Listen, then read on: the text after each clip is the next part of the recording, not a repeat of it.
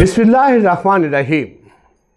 आप देख रहे हैं राजपूत टीवी और मैं हूं राव असलम फराज। हमारा आज का व्लॉग बसेस के हवाले से है। मोहतरमा मरियम नवाज साहिबा वज़ीर आला पंजाब ने इसका 2 रोज़ कबल इफ्तिताह किया था और बड़ी भरपूर इफ्तिताही तकरीब हुई, जिसमें पार्लियामेंटेरियन ने बढ़ चढ़ कर हिस्सा लिया और आवाम ने भी बढ़ चढ़ कर हिस्सा लिया और आवाम ने खुशी मनाई इस प्रोजेक्ट के शुरू होने से। महंगाई के मारे हुए आवाम के लिए ये हल्का सा रिलीफ़ मैं समझता हूँ बहुत बड़ा रिलीफ़ है आवाम के लिए, और आवाम ने जिस अंदाज में इसे वेलकम किया वो भी एक तारीख़ी लम्हा था। ऐसा नहीं है कि ये हुकूमत की जानिब से इस तरह का प्रोजेक्ट ट्रांसपोर्ट के हवाले से पहली बार किया हो। ये GTS का प्रोजेक्ट भी पहले चलता रहा, लेकिन उन प्रोजेक्ट्स का जो हाल हुआ वो हमारे सामने है।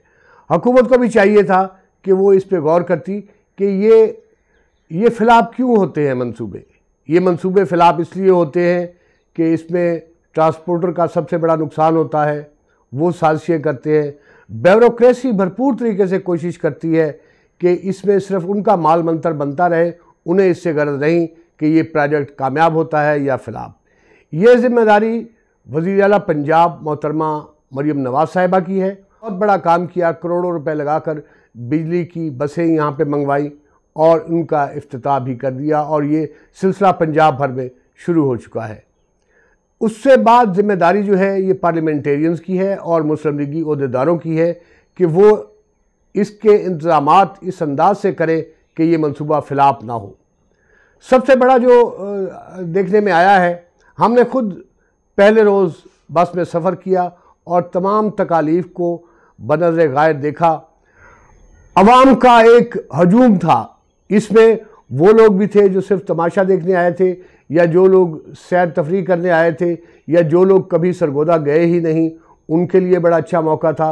और ख़ास तौर पे नौजवानों के लिए 20 रुपये किराया है, और इस 20 रुपये किराए में 20 और 20 40 रुपये में, यानी 100 रुपये में वो सरगोदा से आ जा सकते हैं। ये मंसूबा उन दिहाड़ीदार मज़दूरों के लिए, उन रोज़ाना काम करने के लिए सरगोदा जाने वालों के लिए, और छोटे शहरों से बड़े शहरों में जाने के लिए, सिर्फ साहिवाल नहीं, इसमें चौकी भागट है, इसमें भेरा बलवाल है, इसमें शाहपुर है, इसमें सिल्लावाली है, और इसमें जो 2 नए रूट शामिल किए गए हैं वो भी शामिल है। वो सब लोग जो छोटे शहरों से, कस्बों से, देहातों से सरगोदा में आते हैं अपनी मजदूरी के लिए, अपने सरकारी फ़राइज़ बजा आवरी के सरकारी फ़राइज़ की बजा आवरी के लिए आते हैं, उनके लिए ये बहुत बड़ा रिलीफ़ है। लेकिन ये फ़िलाप क्यों हो रहा है? पहली बात तो ये कि बसों की तादाद नाकाफ़ी है, लेकिन चलें ठीक है, जितना है वो भी बहुत है। 8 बसें आनी थी हर तहसील में, लेकिन 4 बसें आई हैं। सिर्फ एक जो कोट मोमन या भाबड़ा कह लें, ये मोहसिन शाहनवाज रांझा साहब को, उन्हें 5 बसें मिली हैं। लेकिन 33 बसें थी तो तकसीम तो होनी थी उसकी। इसी तरह 8 रूट चलाए गए हैं तो उन पर 32 गाड़ियाँ चली गई, 1 गाड़ी फालतू बची, वो गाड़ी मोहसिन शाहनवाज रांझा साहब ले गए। हमारे हर MPA ने, हर MNA ने अपने हलके में इन बसों को जब रनिंग में चल रही थी तो बड़ा वेलकम किया, बड़े जुलूस निकाले, और बड़ा लोगों ने भी बड़े पुरजोश अंदाज में इस प्रोग्राम को उन्होंने वेलकम किया। सबसे बड़ा मसला जो है वो है हजूम का। रश बहुत ज़्यादा है, लेकिन हम भी बहैसियत कौम, हमें आज तक ये तरबियत नहीं हो सकी कि हम लाइनों में खड़े होना हमें ना आया, और हमने जिस बेहंगम तरीके से बसों में सवार हुए, ऐसे जैसे बस पे हमला कर दिया गया हो। अच्छा, इसको बेहतर बनाने के लिए कतारें बनाई जा सकती हैं, और इसके लिए इंतज़ामिया अगर साथ दे मुस्लिम लीगी ओहदेदारों का। लेकिन मुस्लिम लीगी ओहदेदारों ने भी बसें चलने के बाद टर्मिनल पे आना गवारा नहीं किया, ताकि वो देखें कि क्या आवाम के मसाइल क्या हैं। हमारे साहिवाल के MPA हैं सरदार तैमूर खान साहब, उन्होंने भी ये ज़हमत गवारा नहीं की, और जो हमारे ओहदेदार हैं। और फिर एक यहाँ पे कमेटी बनी हुई है मुस्लिम लीग की, जो शायद सिर्फ तस्वीरें बनवाने के लिए है और सेल्फी लेने के लिए। उसके अलावा उस कमेटी का हमें कोई काम आज तक नज़र नहीं आया। अब उनके लिए भी मौका है कि वो इंतज़ामिया से रब्ता करें। इंतज़ामिया तो खामोशी से बैठी है। अगर ये कोई प्राइवेट बसों का प्रोजेक्ट शुरू हुआ होता तो वो अपना इंतज़ाम कर लेते हैं, हर तरह से इंतज़ाम करते हैं। और जो इंतज़ामिया है वो इंतज़ामिया के साथ हमारी जो कोऑर्डिनेशन कमेटी है वो मिल के ऐसा बंदोबस्त कर सकती है कि एक पुलिस का एक ऑफिसर यहाँ पे तैनात किया जाए जो इनकी लाइनें बनाए, गाड़ी आने से पहले इनकी लाइनें बनाए और सब लाइनों में हो, और जैसे ही गाड़ी आए लाइनों में सवार हो। गाड़ी 70 सीटर गाड़ी है, 70 अफराद बैठकर सफ़र कर सकते हैं और इतने ही अफराद खड़े होकर सफ़र कर सकते हैं। और हमने देखा कि जब गाड़ी आती है तो फिर कोई तमीज़ नहीं ख़वातीन की, कोई तमीज़ नहीं बुज़ुर्गों की, और लोग धक्कम पेल करते हैं, एक दूसरे के ऊपर गिरते पड़ते लोग इसमें दाखिल होते हैं। और इतना जब हमने सफ़र किया इतना रश था कि सांस लेना भी दुश्वार था। एक मुसाफिर को दिल की तकलीफ़ हुई, उसे 92 मोड़ से कुछ आगे उतार दिया गया। लेकिन ये कोई इतना बड़ा मसला नहीं है। हमारी आदत है कि हम डंडे के सर पे तमाम काम करने को तैयार हैं, लेकिन अपनी मर्ज़ी से हम कोई सीधा काम करने को तैयार नहीं। अगर पुलिस ऑफिसर यहाँ पे खड़ा होकर लाइनें बना दे और जब सबको कतारों में खड़ा कर दे तो खड़े हो जाएंगे, बड़े आराम से सवार होंगे बसों में। लेकिन हमारी पुलिस, उसका भी अजब हाल है। सिल्ला वाली में ये तजुर्बा किया गया कि पुलिस को भेजा गया, पुलिस ने क्या किया, वो कंडक्टर की जगह बस की खिड़की में खड़े हो गए और आवाम को धक्के देना शुरू हो गए। ये काम तो पहले भी हो रहा था, पुलिस ने क्या किया। उसके बाद बारी आती है कि इसका रेवेन्यू जो इकट्ठा हो रहा है वो कैसे हो रहा है।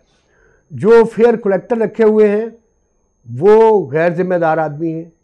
एक बस में, इसमें कोई शक नहीं, अगर प्राइवेट बस हो तो खा उसमें 300 मुसाफिर भी सवार हो तो वो एक एक मुसाफिर से किराया वसूल करता है। इसमें ख़वातीन के लिए मुफ्त है और जो सीनियर शहरी हैं, सीनियर सिटीजन्स हैं, उनके लिए भी मुफ्त है। लेकिन वो किसी को ये रियायत भी, सीनियर सिटीज़न को ये रियायत देने को तैयार नहीं है। और बाकायदा उन्होंने हमारे साथ बहस की। हमने कहा भाई हम सीनियर सिटीज़न हैं तो हमें तो वज़ीर आला ने कहा कि मुफ्त सफ़र कर सकेंगे। तो फेयर कलेक्टर साहब का कहना था, जनाब वो वज़ीर आला ने कहा होगा, हमारा इसके साथ कोई लेना देना नहीं है, आपको किराया देना पड़ेगा। मेरे साथ एक मुस्लिम लीगी अहदेदार भी थे, उनके सामने ये सब कुछ सीन हुआ। खैर ये तो एक जुमला मुतरज़ा था जो बीच में आ गया। लेकिन बात यह है कि जो फेयर कलेक्टर हैं, क्या वो किराया जो थोड़ा बहुत गवर्नमेंट ने मुकर्रर किया है वो वसूल करते हैं? बिल्कुल वसूल करते हैं। और एक दिन में, मैं समझता हूँ कि एक दिन में 33 गाड़ियों में कितने मुसाफिर सवार होंगे, इसका अंदाज़ा आप ये जो साथ वीडियो चल रही है इसमें देख रहे होंगे। कि इसमें आप देख रहे होंगे कि फेयर कलेक्टर ने किस तरह से पैसे इकट्ठे किए। लेकिन अब इसे कहाँ जमा कराए हैं? हमने उनसे पूछा कि कहाँ जमा कराएंगे, हमारी बात का जवाब उन्होंने नहीं दिया। हमें ये मालूम हुआ है कि सेक्रेटरी आरटीए साहब इसके इंचार्ज हैं और इसके वही ज़िम्मेदार हैं। लेकिन हमने ना तो सरगोदा में सेक्रेटरी आरटीए साहब को देखा, ना जो इनके छोटे छोटे रूट हैं, साहिवाल, शाहपुर, कोट मोमन, भाबड़ा वाला, और ये चौकी बागड़, 46 अड्डा, सिल्ला वाली, कहीं भी सेक्रेटरी आरटीए साहब नज़र नहीं आए। सेक्रेटरी आरटीए साहब सड़क पे नज़र आते हैं सिर्फ चालान करने के लिए या अपना काम चलाने के लिए। उसके अलावा सेक्रेटरी आरटीए साहब को हमने नहीं देखा। और हमने शुरू में ही कहा था कि इस प्रोजेक्ट को अगर कोई फिलहाल करेगा तो वो ब्यूरोक्रेसी करेगी और मकामी ट्रांसपोर्टरों का ब्यूरोक्रेसी के साथ गठजोड़, वो इस मंसूबे को फिलहाल करेगा। हमारी वज़ीर आला पंजाब मरियम नवाज़ साहिबा से ये दरख्वास्त है कि वो इसका बंदोबस्त करें कि ताकि ये मंसूबा फिलहाल ना हो सके। नाकदीन बहुत हैं, हम भी नाकिद हैं उनके, लेकिन आपको मशवरा हमने जो दिया है आप इस पर अमल करें, आपका ये मंसूबा इंशाअल्लाह कामयाब होगा और आवाम को भी इसकी सहूलतें मैसर आ सकेंगी। आज का व्लॉग बस इतना ही, हमें इजाज़त दीजिए।